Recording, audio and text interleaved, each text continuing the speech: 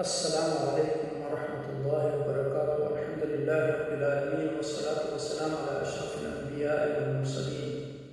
اللہم رب اشرح لی صدری ویسر لی امری واحلل عقدۃ من لسانی یفقہوا قولی۔ اللہم رب زدنا علما، اللہم رب زدنا علما، اللہم رب زدنا علما۔ اللہ پاک کی حمد و ثنا اور آقائے دو جہاں نبی مکرم تاجدار عرب و عجم سید المرسلین خاتم النبیین کی ذات گرامی پر درود و سلام کے بعد رب کائنات کا احسان عظیم ہے کہ جس نے ایک بار پھر ہمیں یہ توفیق عطا فرمائی کہ ہم قرآن حکیم کی اس مجلس میں قرآن کی تفسیر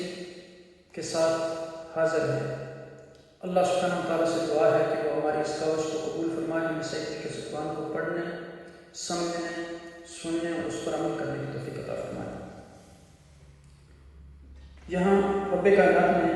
اس آیت کریمہ میں ارشاد فرمایا، یا ایھا الناس اعبدوا ربکم الذی خلقکم والذین من قبلکم لعلکم تتقون۔ جیسا کہ ہم نے اس سے پہلے آیات میں بڑی تفصیل سے گفتگو کی تھی کہ اللہ سبحانہ وتعالیٰ نے 3 گروہ کا ذکر کیا۔ اللہ سبحانہ وتعالیٰ نے مومنین کا ذکر کیا 4 آیات میں، پھر کفار کا ذکر کیا 2 آیات میں، اور پھر منافقین کا ذکر کیا 13 آیات میں۔ یعنی مومنین اور کفار اور منافقین، ان 3 گروہوں کا تذکرہ کرنے کے بعد ان کی صفات مومنین کی بیان کی، کفار کی، اور پھر سب سے زیادہ منافقین کی جو وہ اللہ سبحانہ تعالیٰ نے مومنین کو بھی ان کے فتنوں سے، ان کے شر سے آگاہ کر دیا، اور آقا دو جہاں نبی اکرم صلی اللہ علیہ وسلم جو ان کو بھی تمام فتنوں اور شر سے آگاہ فرما دیا۔ اب اللہ سبحانہ تعالیٰ نے ان 3 گروہوں کے تذکرہ کے بعد باوجود اس کے ان کے اندر کتنی برائیاں تھیں، کفار اور منافقین کے درمیان کتنی کوتاہیاں تھیں، لیکن اللہ سبحانہ تعالیٰ نے پھر بھی ان کو دعوت دی۔ اس سے پتہ چلتا ہے کہ قرآن کسی گروہ کی طرف نہیں بلاتا، کسی عصبیت کی طرف نہیں بلاتا، کسی فرقے کی دعوت نہیں دیتا، بلکہ قرآن کی دعوت تمام انسانوں کے لیے ہے۔ یا ایھا الناس تمام انسانوں کو یہاں دعوت دی گئی، چاہے اس کا تعلق اسلام سے ہو یا وہ غیر مسلم ہو، وہ منافق ہو یا وہ کافر ہو یا وہ مشرک ہو، سب کو دعوت دی گئی کہ یا ایھا الناس اعبدوا، کہ لوگوں آؤ اللہ کی عبادت کرو۔ اب یہاں دیکھیں کہ ابن عباس کہتے ہیں کہ یہاں جو کہا مومنین اور کفار،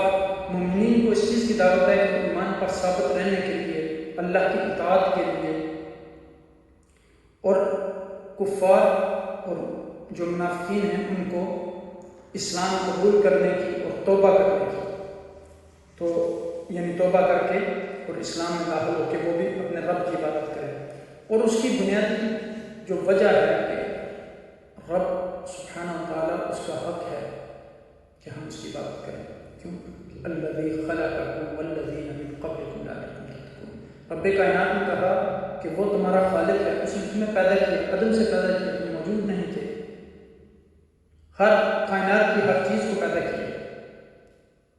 اور پھر والذین من قبلکم لعلکم تتقون، اور تم سے پہلے جو لوگ تھے ان کو بھی پیدا کیا تاکہ تم تقوی کی زندگی اختیار کرو۔ اب دیکھیں کہ لعلکم، تاکہ تم، عربی میں لعل اس موقع پر استعمال ہوتا ہے جہاں کسی کام کا نتیجہ پیدا ہونے کی کبھی امید ہو۔ تتقون، تم متقی پرہیزگار ہو جو، یہ متقی اور تتقون اور تقوی ایک ہی لفظ ہے، اور اس کی تشریح پیچھے ہم کر چکے ہیں جب ہم نے تقوی کی آیات پر گفتگو کی تھی بڑی تفصیل سے، وہاں آپ تفصیل سے سن سکتے ہیں۔ لیکن تقوی بیسیکلی یہ ہے کہ اللہ سے ڈرنا، اللہ کا خوف دل میں پیدا ہونا، اپنے آپ کو محرمات سے بچا کے رکھنا، اور جو حلال چیزیں ہیں ان پر عمل کرنا، اللہ کے احکامات پر عمل کرنا، اس کو تقوی کہتے ہیں۔ اور جس طرح سیدنا علی بن ابی طالب رضی اللہ تعالیٰ عنہ نے فرمایا کہ تقوی الخوف من الجلیل والعمل بالتنزیل والرضا بالقلیل والاستعداد لیوم الرحیل، کہ تقویٰ یہ ہے کہ انسان کے دل میں اللہ کا ڈر پیدا ہو جائے، قرآن آیات پر وہ عمل کرنے والا بن جائے، تھوڑے یا بہت جو بھی رزق اللہ نے اس کو دیا اس پر قانع ہو جائے، اور چوتھی بات کہ